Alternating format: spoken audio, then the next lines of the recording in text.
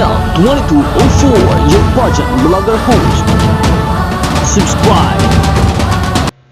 Magandang araw Pilipinas! Matapos makita ng maraming pageant Pinoy fans ang picture na ito na magkasama sina Pia Alonso-Wurzbach, ang ating Miss Universe 2015, and Liza Soberano, ang isa sa pinakahihiling ng maraming Pilipino na sumali sa Miss Universe Philippines at magrepresenta ng Pilipinas para sa Miss Universe, ay nagkagulo ang lahat dahil anila ito na ang panahon para tahakin ni Liza Soberano ang pageantry world.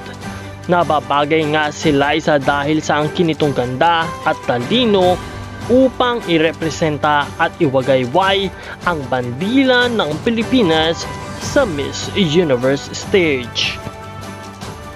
Ang mga litratong ito ay nakuha sa Vogue Philippines, kung saan kasama sina Miss Universe 2015 Pia Alonso-Wurzbach at ang sikat na aktres na si Liza Soberano.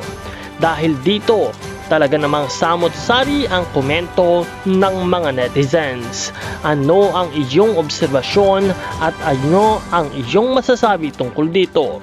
Dapat nga ba nasuungin na ni Liza Soberano ang pageantry at ipasok muli ang Pilipinas sa pagkapanalo ng corona ng Miss Universe?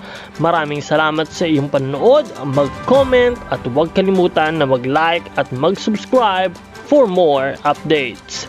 This is now 2204, your pageant vlogger host. Maraming salamat at kita tayong muli.